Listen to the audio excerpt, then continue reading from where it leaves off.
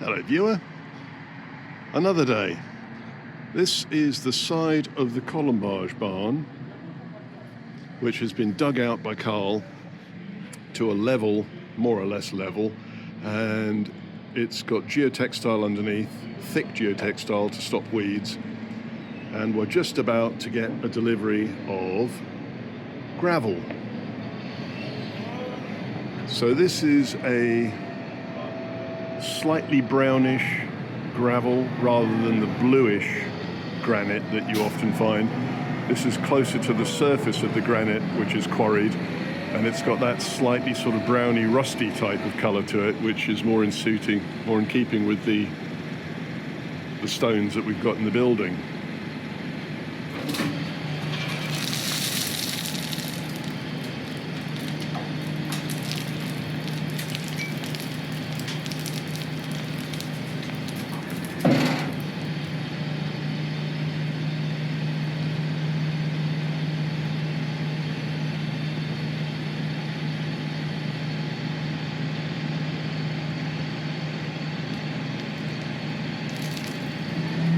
Now this is 11 tonnes of gravel, and it's just a sample to make sure that we're happy with the colour.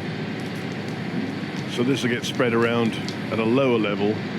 I think we're happy with the colour, but we'll just wet it just to make sure, because the alternative is a bluer granite, which is from deeper in the vein of the granite.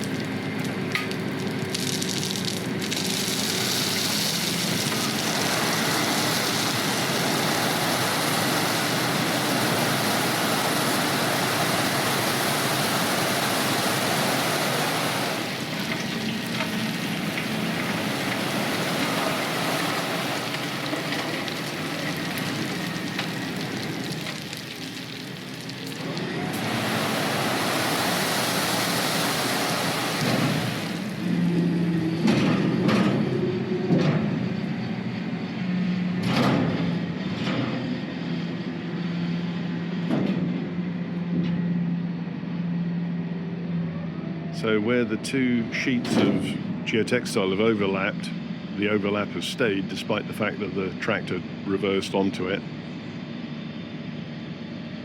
Now Karl's just going to spread this around a bit, probably wet it and make sure that we're good with the colour.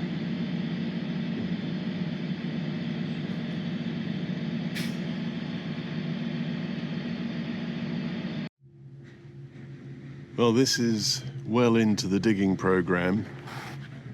You can see the slope here, the big slope, which goes from the gravel path down there, which will be there soon. Slope goes up, then there's this first level, then a small slope, and then the rest of the level is for the back, the whole of the garden. I'll show you that in a second. So this is the first big slope that you can see,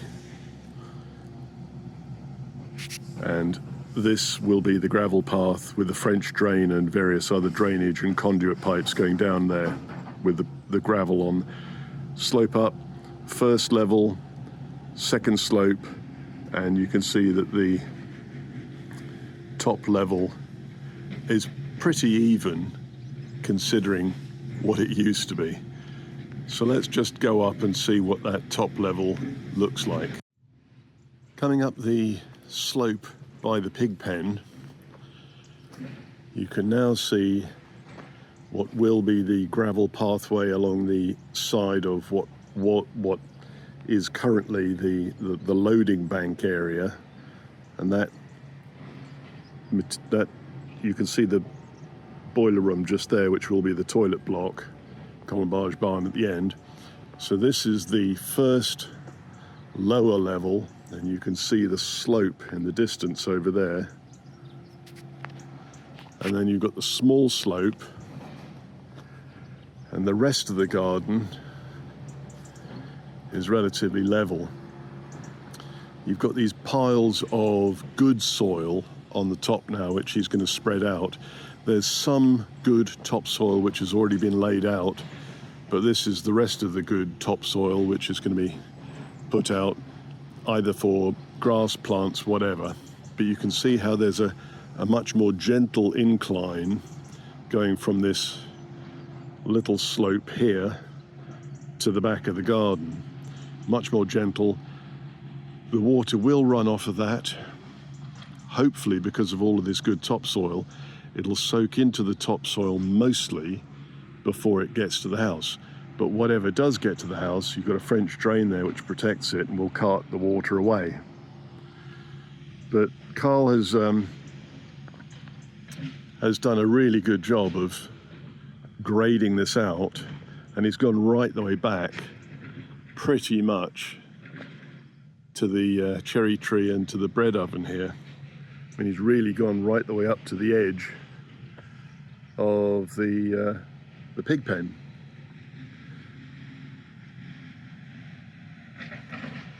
So fairly soon, he's going to have in the next day or two, he'll have this all graded out to a nice level with all of the topsoil on the top. And then I'll start putting down some of that weed protection membrane so that over the winter months and the spring, the water will just run off and the soil will be protected from sunlight. So hopefully no weeds will grow. But we'll see. All very exciting.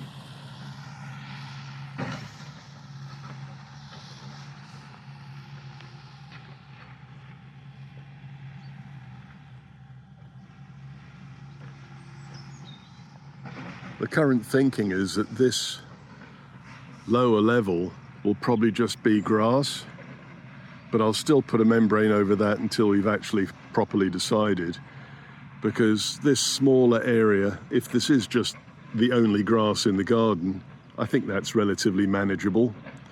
And then we've got this little bank and the big bank here that we've got to figure out how to protect it from moving.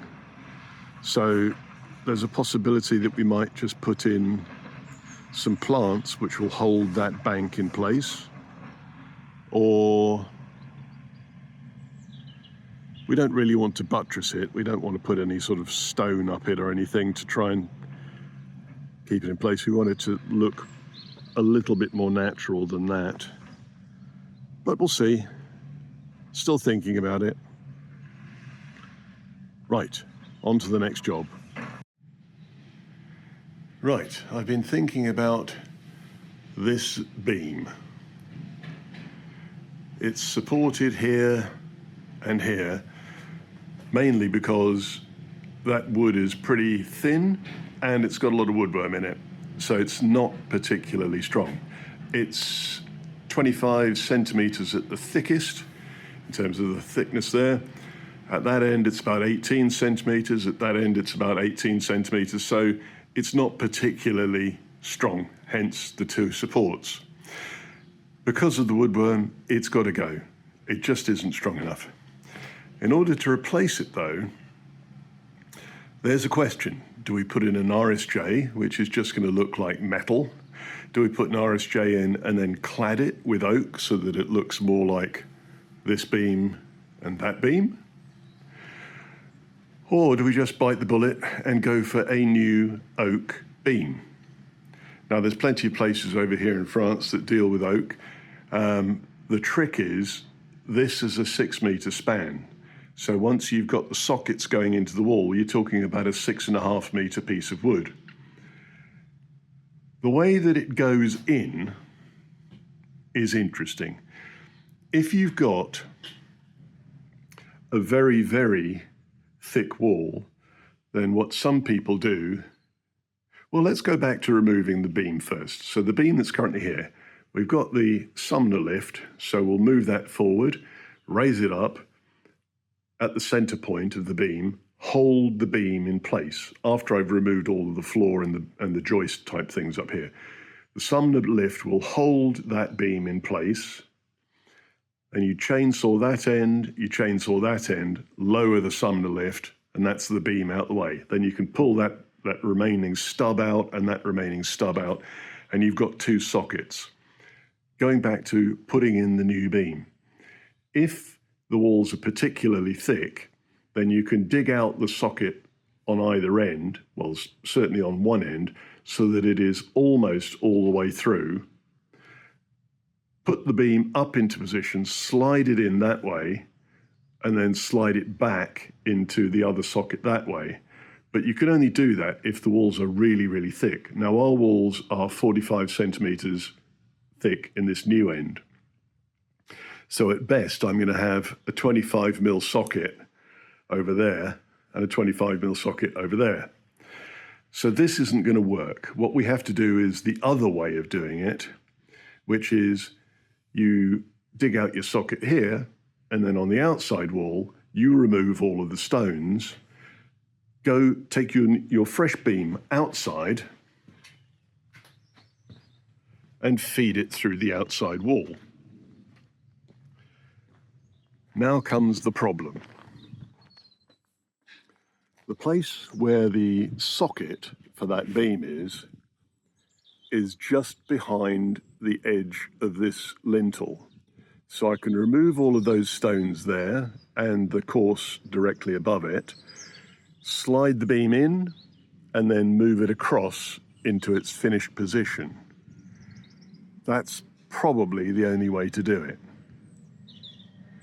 But I don't particularly want to be removing that extra course above the lintels, because you can see that stone there is resting more, it's resting completely on that course there. So if I remove it, there's a very good chance we're going to be weakening the entire structure of that that top panel of stone. So it's a bit of a head scratcher at the moment. I'm trying to figure out quite how to do it. Anyway, that's where we are at the moment. You may remember this rather bizarre slab by the back door. This is supplementary, and you can see the slightly thicker slab to the left there. Just by the back door, I tapped on the ground on the slab, and it sounded hollow, a lot hollower than the rest of this. And we were very concerned that there was something peculiar happening underneath. So I took my concrete saw and I cut out a square section. The concrete is only about 25mm thick, really thin. The hollow sound is still there, even though what I found underneath that was soil. So the only thing that I can assume is that this section, which is different, somebody cut that out, because over here it sounds solid, and it sounds solid, and it sounds solid. But this area which has been worked on, it sounded hollow. Now the only thing that we can figure out is that somebody dug out the area underneath there for some reason, threw a load of soil back on, didn't compact it, and then poured this thin layer of concrete on top. And over time, the soil compacted itself and created an air gap between the top of the soil and the concrete, hence the empty sound when you tap it. It still sounds pretty empty, even on the sort of edges here where I haven't actually cut it out. So that being the case, the only thing that we can do is to bite the bullet and remove the entire slab, which we kind of wanted to do anyway. The bizarre thing is that let's see if we can have a look down here. The staircase comes down, and you can just see down here the bottom step of the staircase, which is wood. It's actually a beam, and that is encased in the concrete slab. Now the staircase is going to go. We're replacing that with a new staircase in this area here between these two beams. So we want to remove this slab and we want to remove that slab, which does mean that we'll have to dig out down here, put more hardcore in, possibly some insulation, and then pour concrete up to the same level as the rest of this floor. And since this floor is decidedly uneven, what we'll probably do is pour the concrete over there to almost the same as the rest of the floor, and then pour a self-leveling compound over the entirety of this floor. Now we've got 2.6 meter ceilings here, so it doesn't matter if we lose an inch or so for self-leveling compound to add to the height or to decrease the height of the room. But that was an interesting discovery, and it sort of confirms that we do need to remove those 2 bits of slab. Okay, on to more thinking.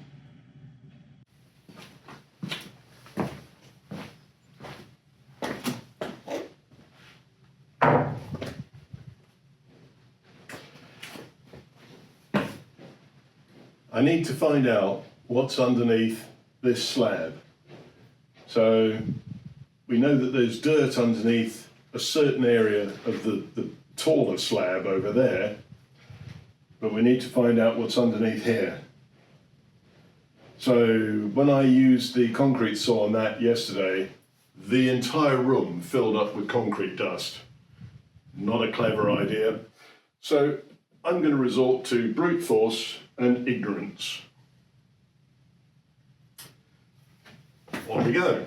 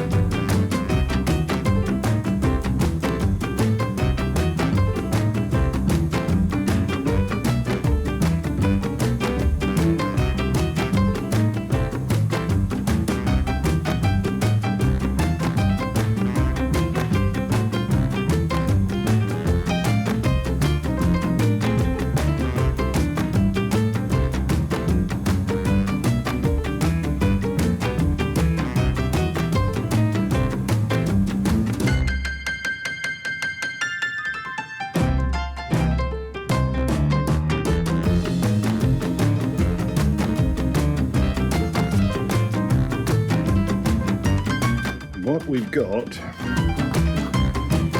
is a flat surface underneath, which sounds sort of concrete-ish, and it's almost at the same level as this floor in here. So we've got to try and figure out whether we can... I'm going to try and dig out this little trench here and see what the rest of it looks like. See if there's a gap or if there's dirt.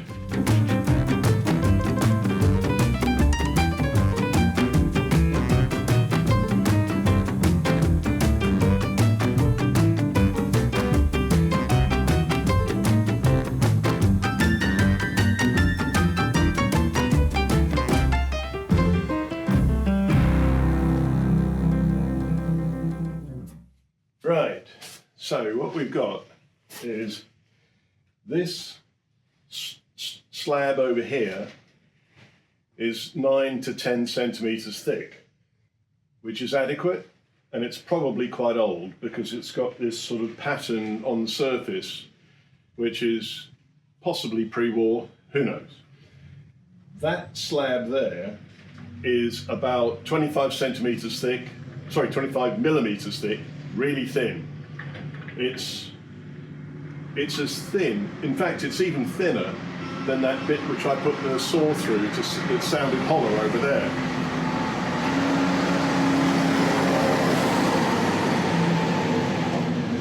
That's another delivery of gravel. The little trough that was here, the sort of gap between the two, was actually a wooden beam of some kind that had been buried and separated the two bits. Underneath the two slabs is just dirt. Now, I'm not going to bother digging down to see how far the dirt goes. I'll end up in Australia, but I don't imagine that there's anything in terms of foundations or insulation or anything below that. It's just dirt.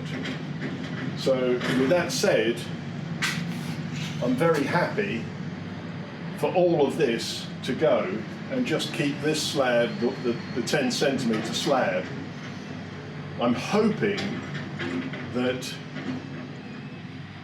that side of the building, that side of the new house that's got this slightly different level, I'm hoping that that's another 10 centimetre slab, but I won't know until I get rid of the next bit of raised plinth,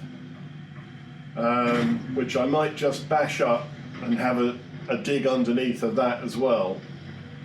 Because if that's 10 centimetres and this is 10 centimetres, that can all stay, and we'll just get rid of the entirety of this slab. The problem is that the majority of that big slab up there looks to be quite thick. So that's probably going to be diamond saw into slices, jackhammer to break it up a bit more, and then find a new home for it.